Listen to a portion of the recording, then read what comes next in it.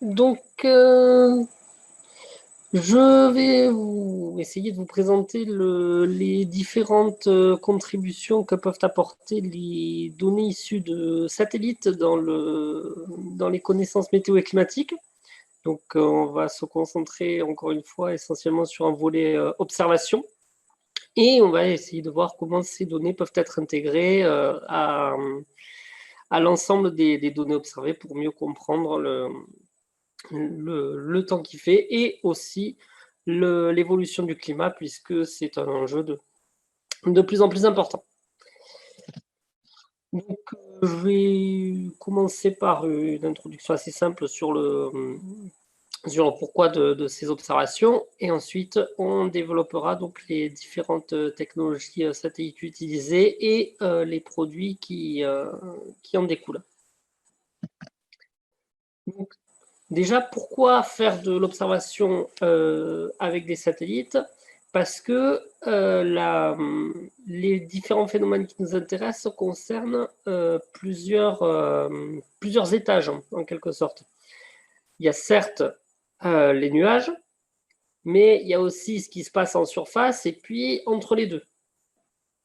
Donc, on a besoin de connaître le comportement de l'ensemble de ces éléments afin, d'une part, de pouvoir faire de la prévision numérique du temps, c'est-à-dire savoir quel temps il fera demain. Hein. Donc ça, c'est l'assimilation des données d'observation qui nous permet ça. Les données sont assimilées dans les modèles. Bon, après, les modèles de prévision donc, calculent la suite des événements. Et ensuite, il y a une partie également en surveillance du climat. Donc ça, c'est possible grâce à l'archivage des données, à différentes études statistiques qui permettent donc de dégager les grandes tendances et qui permettent de valider les modèles climatiques et donc d'essayer d'établir des projections sur des échelles de temps beaucoup plus longues. Petit historique rapide de l'utilisation des satellites en météo et en climat. Donc, le premier satellite météo date de 1960. C'est une création américaine. C'est un satellite qui n'a pas été exploité très longtemps. Hein. Son successeur est arrivé très très vite. Côté européen, on s'y est mis quelques années plus tard. Donc, le centre d'études spatiales a été créé dans les années 60 et on a lancé notre premier satellite météo en 77. Météosat, donc, qui continue à opérer, enfin pas le premier qui a été lancé, mais ses successeurs. Et donc, actuellement, on va s'attaquer à la troisième génération de satellites. Le premier satellite de cette troisième génération doit être lancé en fin d'année. Et d'ailleurs, hasard du calendrier, ce sera la dernière mission d'Ariane 5. Les satellites Météosat sont des satellites géostationnaires. Il existe également des satellites défilants. Donc, le premier d'entre eux a été lancé en 2006. On verra un peu plus loin la différence entre les géostationnaires et les défilants.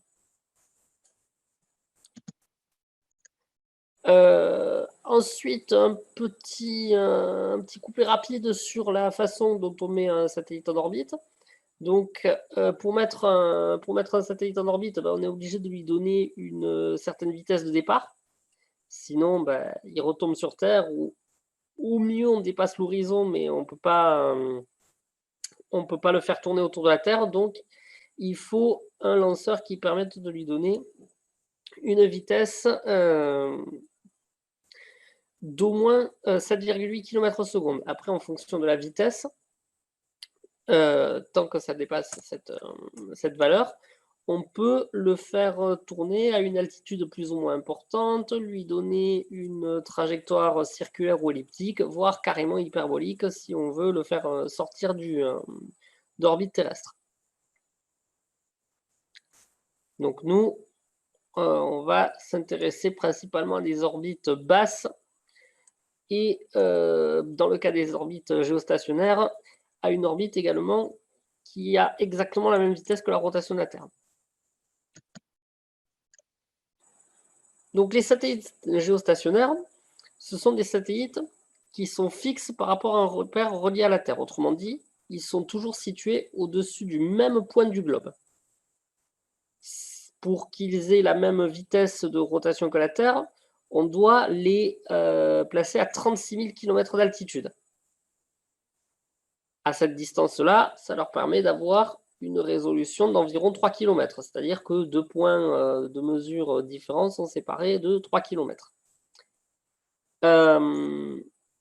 Vous voyez sur le schéma donc des cercles qui définissent la zone d'observation optimale d'un satellite. Donc ça se limite à 65 degrés de latitude nord et sud. Donc autrement dit, les satellites géostationnaires ne permettent pas d'observer les pôles avec une bonne qualité d'image. Donc pour observer les pôles, on va utiliser un autre type de satellite. Et comme les géostationnaires surveillent en permanence toujours la même zone du globe, ça permet de faire des animations. C'est-à-dire qu'on peut voir en continu la même zone et surveiller ce qui s'y passe en temps réel. Les satellites défilants, c'est l'autre type de satellite, c'est eux qui permettent d'aller surveiller les pôles. Ils volent beaucoup plus bas que les géostationnaires. Donc les géostationnaires étaient sur 36 000 km, là on est à 850 km. Ça permet d'avoir une meilleure résolution, 3 fois meilleure, 1 km. Et donc ces satellites font un tour de la Terre en 102 minutes, c'est-à-dire que toutes les 102 minutes, ils passent au-dessus de l'un des deux pôles. La zone qu'ils permettent de surveiller est large de 3000 km, à peu près. Et ces satellites, donc, ne surveillent pas constamment la même zone. C'est-à-dire qu'ils passent 2 fois par jour au-dessus d'une même zone. En fait, il faut imaginer que... Je dis il faut imaginer parce que malheureusement, j'avais un lien, mais j'ai oublié de télécharger le fichier correspondant, donc malheureusement, vous ne pourrez pas le voir. En fait, il faut imaginer que le satellite donc, va d'un pôle à l'autre et pendant ce temps, la Terre continue à tourner en dessous. Ce qui fait que le satellite ne voit jamais la même zone, mais périodiquement passe au-dessus d'une même zone. C'est ce qu'on appelle une fauchée. Et du fait qu'on est beaucoup plus près de la Terre, on peut embarquer beaucoup plus d'instruments de mesure afin d'observer des choses avec une résolution bien plus intéressante. Donc là aussi, on verra le détail des différentes observations possibles grâce à ces deux types de satellites. Donc ici, on a un inventaire de la flotte de satellites.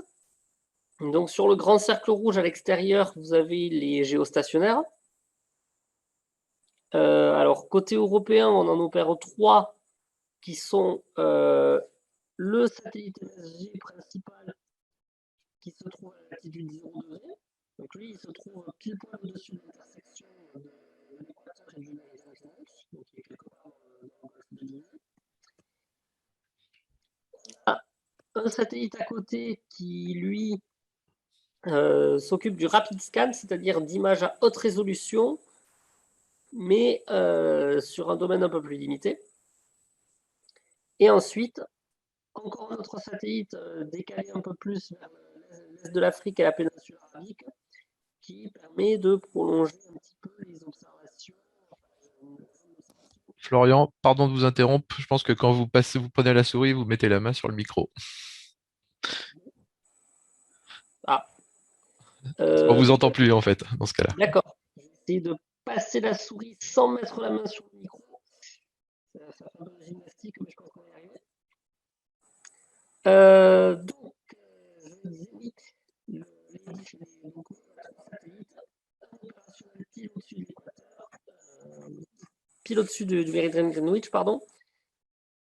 Juste à côté pour des images en haute résolution sur un domaine un peu plus limité, et un qui permet de prolonger la zone d'observation jusqu'à l'Asie centrale et l'Inde.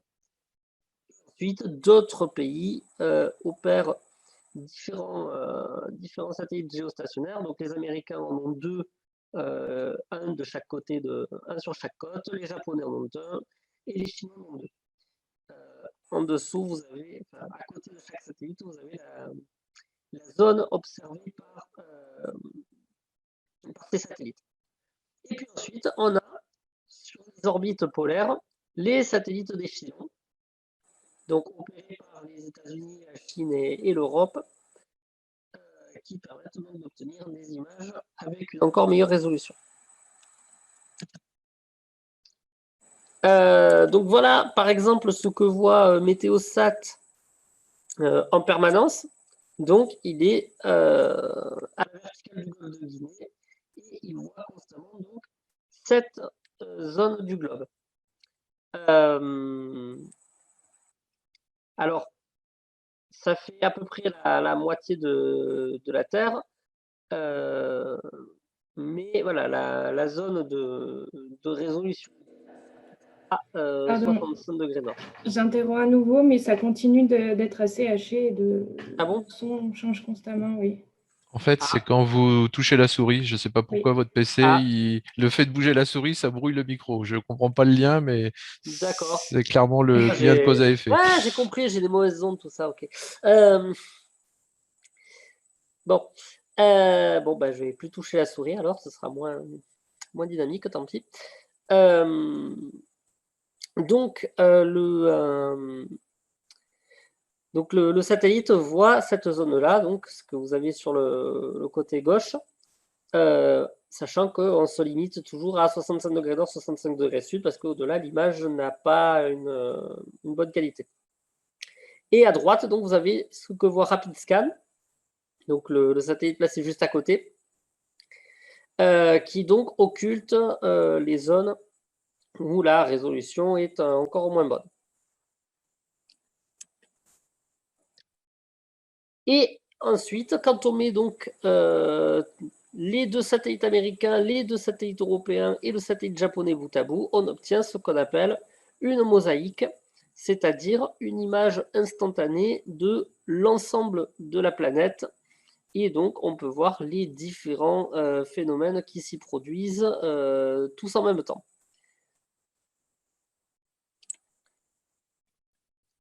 Alors, un petit topo rapide sur les différentes images que produisent ces satellites.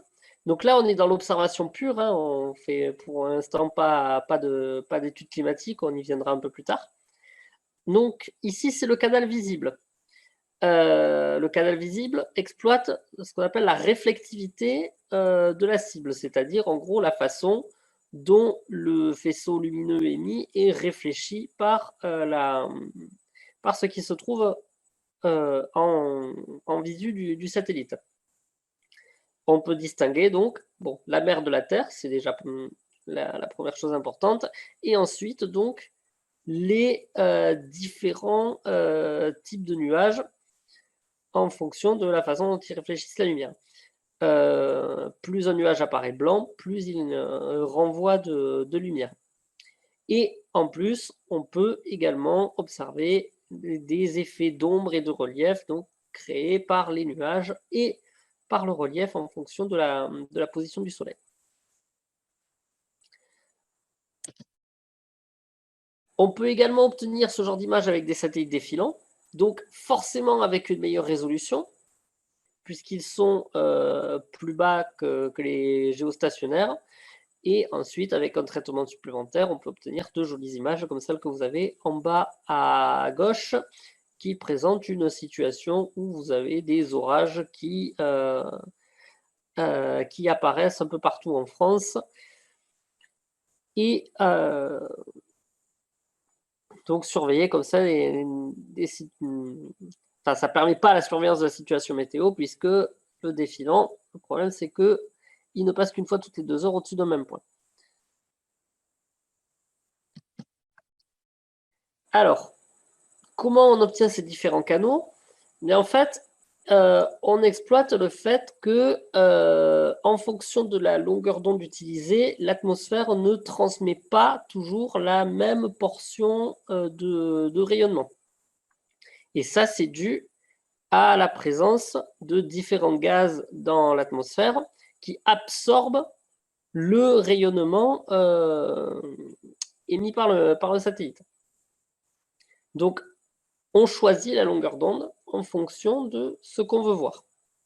Donc, vous voyez par exemple, vous avez une grande fenêtre d'absorption autour de 6 ou 7 microns qui est due à la présence de la vapeur d'eau dans l'atmosphère.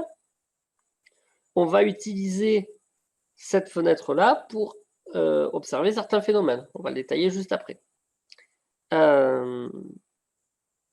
Et puis, donc, il y a tout un tas de raies d'absorption qui permettent d'observer des choses en particulier.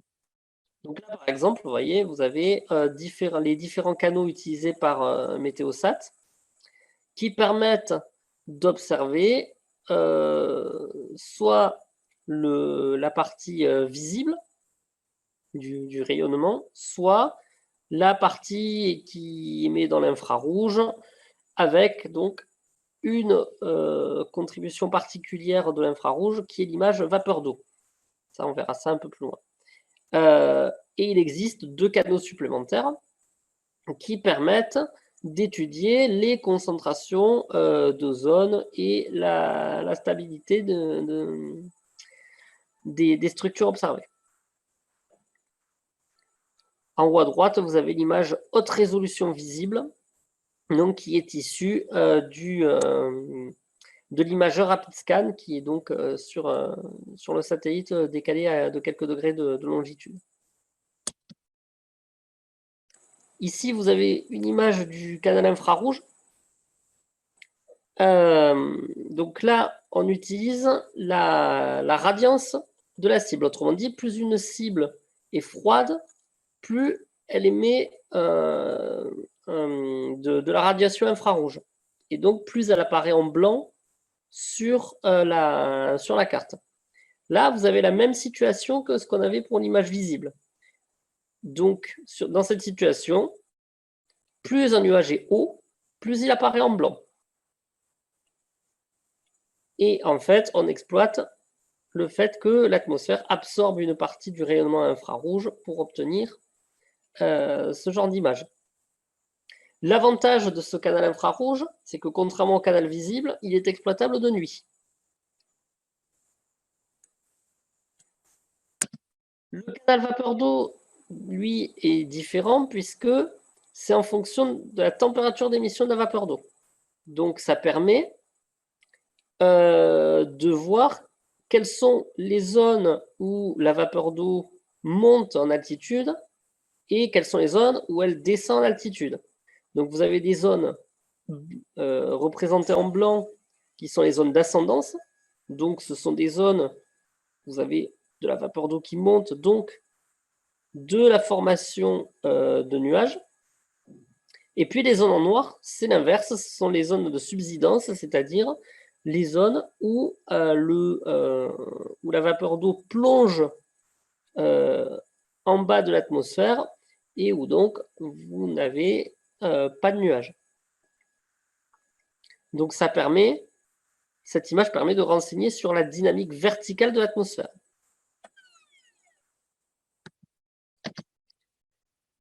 Ensuite, par traitement d'image, on peut obtenir de jolies images comme celle-ci, qu'on appelle la composition colorée.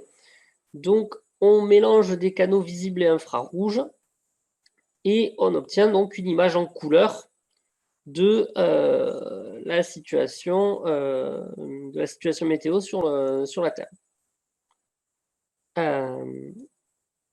Et donc, on reconnaît par exemple ici les différentes structures convectives liées à la zone de convergence intertropicale sur l'Afrique. On peut également, grâce à ces images, explorer la structure d'une perturbation classique, comme celle que vous voyez à l'écran, avec donc ces différents constituants. Ensuite, dans les produits élaborés, on a également le produit appelé classification nuageuse qui lui permet carrément de distinguer les différents genres nuageux. C'est-à-dire quels sont les nuages stratiformes, convectifs, hauts, bas, etc., etc. Vous avez toute la légende sur la droite de l'image.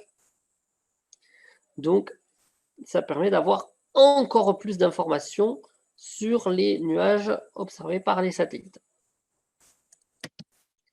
Ensuite, on va petit à petit glisser vers des notions davantage climatiques, puisque vous avez ici une image de la concentration en ozone sur la partie sud du globe. Donc ça, évidemment, ça ne peut être obtenu qu'avec un satellite défilant, puisqu'on est au-dessus du pôle sud. Et donc, vous avez l'image de la concentration en ozone avec le fameux trou d'ozone, c'est-à-dire cette zone de concentration d'ozone plus faible au-dessus de chacun des deux pôles. Donc, le satellite permet de surveiller l'évolution de cette zone de faible concentration. Ensuite, bon, ça c'est davantage de l'observation, donc c'est le produit qui permet de déterminer l'altitude des sommets nuageux et donc de caractériser l'extension verticale d'un nuage.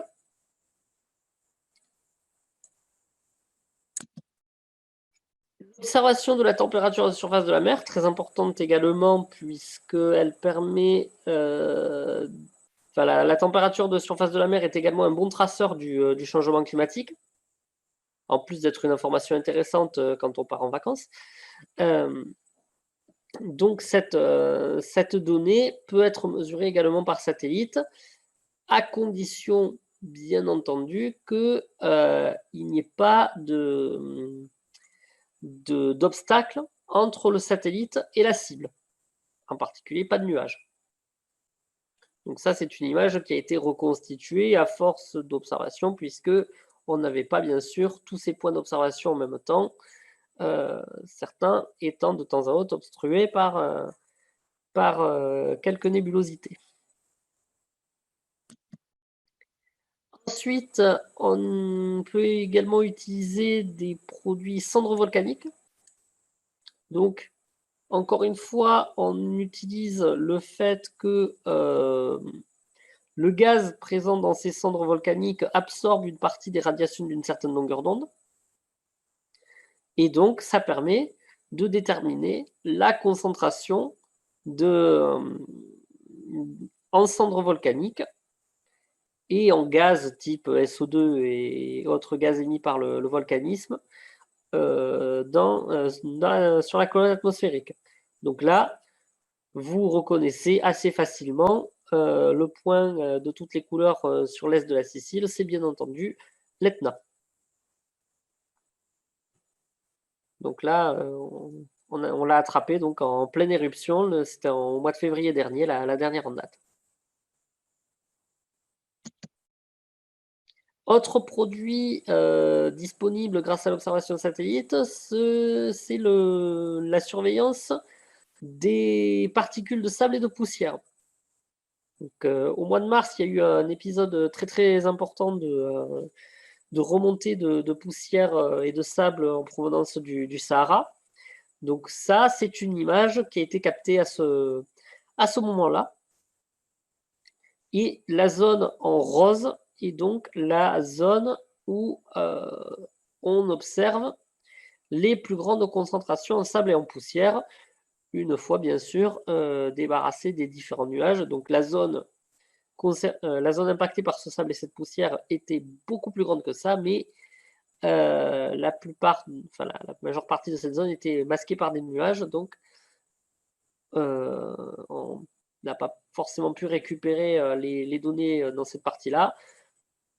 Mais voilà, donc la zone qui apparaît en rose ici, c'est la plus, entre guillemets, spectaculaire, et on devine donc le mouvement des poussières des poussières désertiques, donc du sud vers le nord, qui remontent donc qui sont donc remontées jusqu'à la région parisienne. On peut également faire des observations de vent à la surface de la mer. Donc ça, pareil, c'est un produit qui est embarqué sur un satellite défilant. Et on voit d'ailleurs sur cette image la fauchée du satellite, c'est-à-dire la zone sur laquelle le satellite passe périodiquement. Donc, vous voyez qu'à chaque passage, il observe une zone différente du globe. Et donc, on déduit ici des mouvements de la surface marine levant à cet endroit-là. Donc, les flèches, bon, ben, plus on est... plus la couleur est chaude, plus le vent est fort. Hein, donc, bleu, c'est vent très très faible, et vert, ça commence à souffler. Donc voilà, c'est une image qui a été captée, pareil, au cours de l'hiver dernier. Et ensuite, il existe donc d'autres applications de l'imagerie satellite avec des objectifs sur le plus long terme qui permettent la surveillance non seulement du temps qu'il fait, mais aussi du climat et de l'environnement. Donc sur cette carte, vous avez les différentes infrastructures développées par EUMETSAT, donc la collaboration des différents pays européens pour l'exploitation des images satellites. Donc les pays qui participent sont tous les pays que vous voyez en rouge foncé sur la carte. Et donc, il existe 8... alors les SAF, ce sont les Satellite Application Facilities, je crois, c'est-à-dire 8 organismes qui ont chacun un rôle particulier pour l'exploitation des images satellites. Donc, bon, on ne va pas faire le détail de tous ces services parce que ça prendrait un moment, mais vous voyez donc sur le côté les différentes applications qui existent. Le seul qui est en France des 8, c'est celui de l'Agnon, le numéro 2, qui s'occupe de la surveillance des océans et de la glace de mer. Donc, c'est-à-dire, on va le voir dans une diapo un peu plus loin, de l'évolution des banquises, par exemple, qui là aussi est un excellent traceur du changement climatique. Voilà justement l'évolution de la taille de la banquise au pôle Nord sur les 40 dernières années. Et donc, bah, sans surprise, c'est la peau de chagrin. Hein. La banquise rétrécit au fur et à mesure. Donc, grâce à des observations satellites, on peut observer donc ce phénomène de rétractation de la banquise, signe d'un évident réchauffement du climat dans cette zone. Ensuite, on peut également s'intéresser aux concentrations des différents gaz qui constituent l'atmosphère, et en particulier des gaz à effet de serre, puisque ce sont eux qui contribuent majoritairement au réchauffement climatique. Donc là, sur ce graphique, vous avez les différentes fenêtres d'absorption des gaz à effet de serre. Donc, en fonction de la concentration, enfin, du gaz dont on va observer la concentration, on émet un rayonnement de la bonne longueur d'onde qui permet donc, toujours pareil, d'aller chercher la réaction de l'atmosphère, enfin de ce constituant-là de l'atmosphère, donc à la sollicitation du satellite. Et donc, de ces fenêtres d'absorption, on déduit par exemple des concentrations en monoxyde de carbone. Donc, sur l'image du haut, vous avez la colonne totale de monoxyde de carbone, c'est-à-dire la quantité de monoxyde de carbone qui se trouve au-dessus d'un point donné, pour faire une image du sol au plafond, c'est-à-dire sur l'ensemble de l'atmosphère. Et donc, l'image du haut date de janvier 2020, à une époque où l'Australie était ravagée par de gigantesques incendies, et les fumées émises par ces incendies ont été prises dans la circulation générale de l'atmosphère, donc de l'ouest vers l'est, Et à force d'être transportées dans l'atmosphère, eh ben, elles ont fini par faire le tour complet.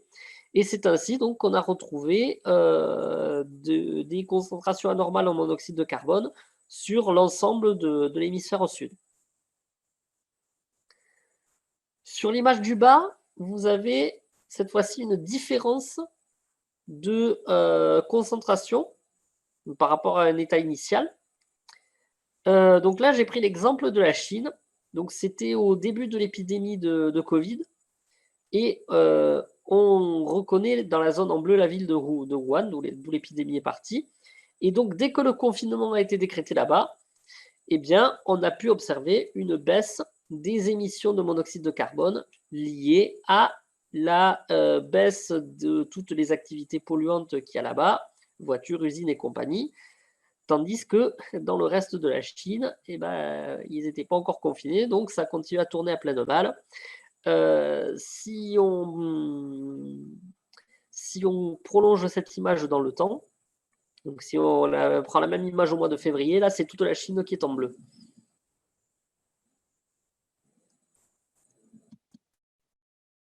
Autre application intéressante, c'est l'observation des concentrations de phytoplancton dans les océans. Donc là, on est dans le sud de l'océan Indien, si je ne dis pas de bêtises. Atlantique plutôt, vu les longitudes. Donc on est dans le sud de l'océan Atlantique, près du pôle. On est même carrément dans l'océan austral en fait. Et donc on observe des concentrations ici de chlorophylle, c'est-à-dire de pigments produits par les phytoplanctons. Donc là aussi, bon, c'est fait à partir d'images satellites. Et ces explosions de phytoplancton sont là aussi un bon traceur du climat dans l'océan, puisque ce phytoplancton, enfin la production de ce phytoplancton est également une fonction de la température de l'océan, des différents courants qui s'y trouvent, etc. Donc, en regardant l'évolution du phytoplancton, on en déduit les différentes caractéristiques de la circulation à cet endroit-là. Et on peut voir si cette circulation est possiblement impactée par le changement climatique. Ensuite, bon, j'ai pas le temps de détailler toutes les applications parce qu'il y en a vraiment des dizaines et des dizaines.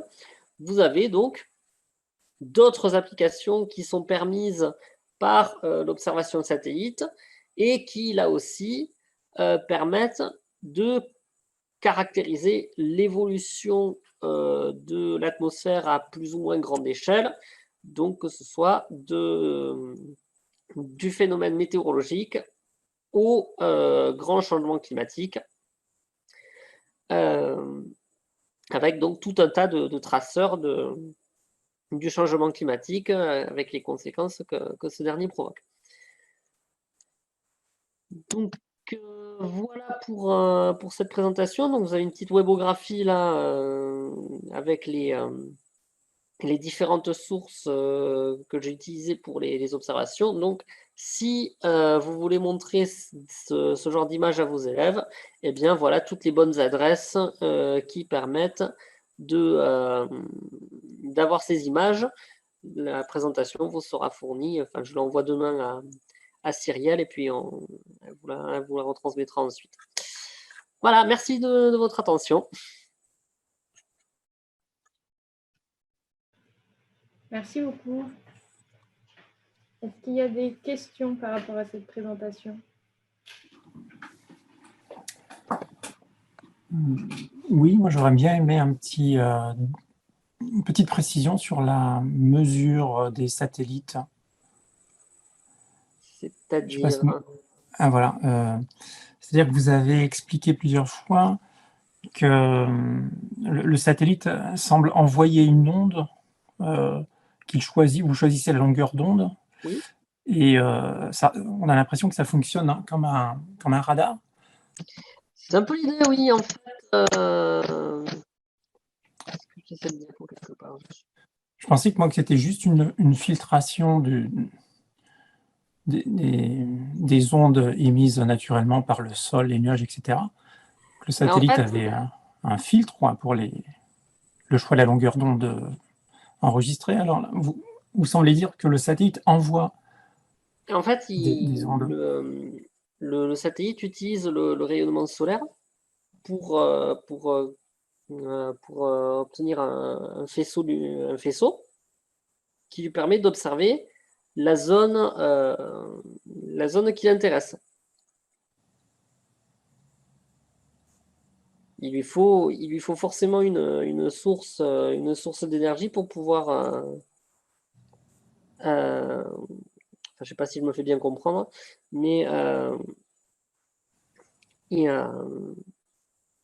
comment expliquer, le satellite donc doit envoyer un rayonnement électromagnétique, rayonnement qui est ensuite renvoyé par la cible. Ouais, c'est ça qui me surprend. On dirait qu'il fonctionne comme un radar, quoi. Alors, je pensais, moi, que c'était uniquement comme une photographie, que le satellite reçoit uniquement Il y a un l'onde. peu des deux, en fait. Il y a des capteurs actifs et des capteurs passifs. Mais, ouais, d'accord. donc Ok. oui, il y en a certains qui fonctionnent comme de simples imageurs. Donc ça, c'est le principe même de l'appareil photo, hein. Le rayonnement arrive et puis on le capte tel qu'il arrive. Et puis, il y a des instruments qui, eux, envoient un faisceau et exploitent donc le faisceau réfléchi. D'accord, merci.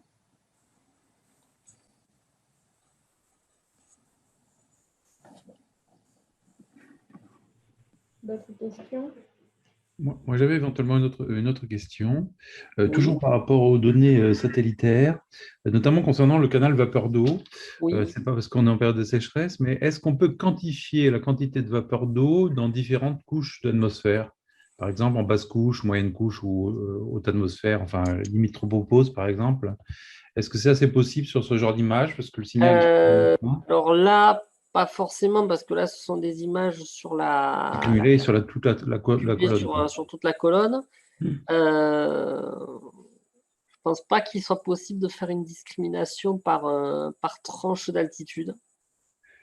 Je posais la question parce que j'ai vu que sur les satellites GOES, alors je n'ai pas gratté sur Météosat, mais il y a quand même, je ne sais pas, qui ont mis un canal vapeur d'eau. Ils ont 3 domaines vapeur d'eau qu'ils appellent eux, mais je n'ai pas regardé les données, basse couche, moyenne couche, haute couche. Et je ne sais pas quelle est l'épaisseur des couches qu'ils déterminent, mais je me demandais si c'était un souci de quantification de la vapeur d'eau à chaque niveau. Peut-être du temps de retour du signal, ouais, ça va être possible. Je vous avoue que sur Météo, enfin, je suis pas spécialiste à ce point-là. Il faudrait. Je vais gratter de mon côté, pas de souci. C'était juste une question. Il faudrait que je regarde plus précisément. Très bien, merci.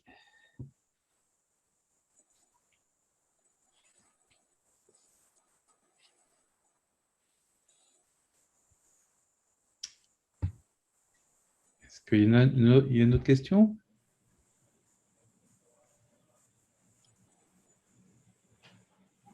Moi, j'ai une question, si personne d'autre n'en a. C'est pas forcément sur la présentation, mais au jour le jour, vous travaillez plutôt sur quoi comme projet? Pardon, j'ai pas bien entendu la fin de la question. Je demandais au jour le jour, dans votre travail, quels sont les projets sur lesquels vous travaillez? Parce que là, vous avez présenté beaucoup de choses. Nous, à l'école, on n'a pas de projet en particulier sur une exploitation satellite, hein. Nous, ce qu'on fait, c'est qu'on apprend aux élèves à s'en servir. Donc, on essaie d'explorer un peu tout avec, bien sûr, en priorité, les images météo, hein. Dans mon travail au quotidien, moi, je ne fais pas beaucoup de climatologie. Mais après, voilà, toutes ces images sont exploitées par les différents services de Météo France pour pour donc en particulier pour la recherche sur le climat et donc l'amélioration de la compréhension du changement climatique. Et au niveau de l'enseignement, est-ce qu'il y a des thématiques, je ne sais pas, peut-être la vapeur d'eau, la température, etc., qui sont plus faciles à exploiter, qui sont plus parlantes, pédagogiquement parlant, ou est-ce que tout passe bien selon le sujet qu'on veut aborder? Alors ça, c'est plutôt ma collègue Cathy qui s'en occupe. Donc, elle vous présentera ça tout à l'heure. Cathy, tu me coupes si je raconte une bêtise.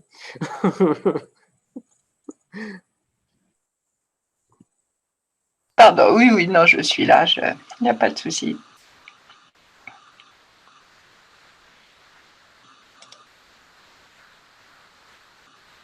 Bon, après, je peux compléter aussi pour la partie prévision, hein, parce que le Oui. satellite est énormément utilisé pour la partie prévision. Et il y a énormément de travaux en cours. De toute façon, Florian a déjà présenté beaucoup de produits qui sont utilisés. Mais voilà, il y a l'estimation des précipitations à travers voilà, la mesure du satellite, hein, qui est vraiment fait partie des gros travaux, puisqu'il n'y a pas de radar de pluie dans de nombreux pays.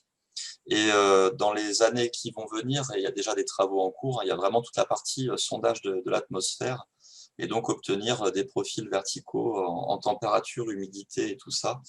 Et voilà, donc c'est pour à la fois avoir plus de données pour les modèles, mais ça pourrait être aussi utilisé en temps un peu plus réel pour les prévisionnistes et disposer de ces sondages-là. Alors, c'est pas trop développé au sein de Météo France, hein, puisque de toute façon, c'est une collaboration européenne avec Metsat, mais les Américains ont énormément avancé hein, ces derniers mois et ces dernières années sur le sujet.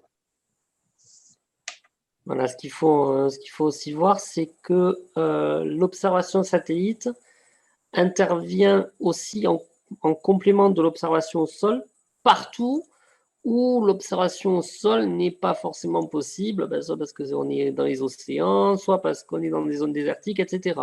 Donc, il y a beaucoup d'endroits sur Terre où le satellite, finalement, presque se substitue à l'observation au sol.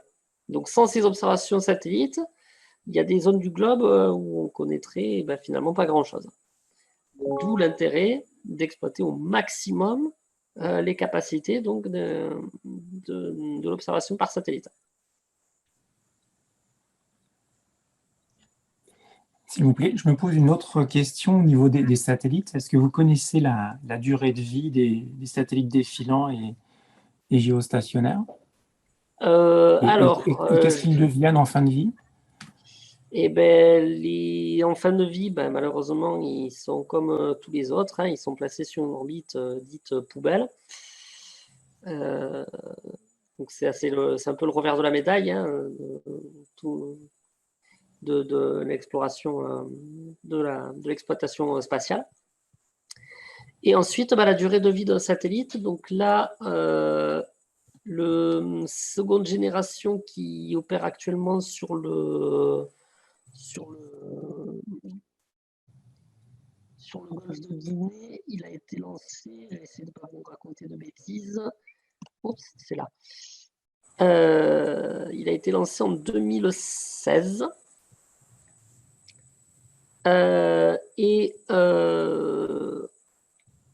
Donc, une fois qu'il sera remplacé par le troisième génération qui arrive en fin d'année, on va le décaler sur la position d'à côté, donc aux 40 et quelques degrés de longitude est, où il va lui-même remplacer celui qui est déjà là et qui a été lancé encore plus tôt, je ne sais plus en quelle année, en 2002, je crois.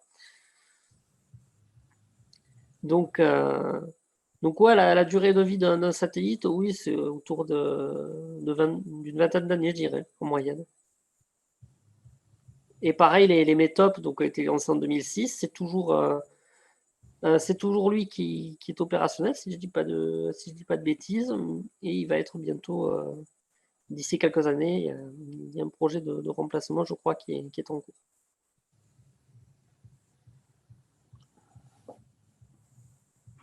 Merci.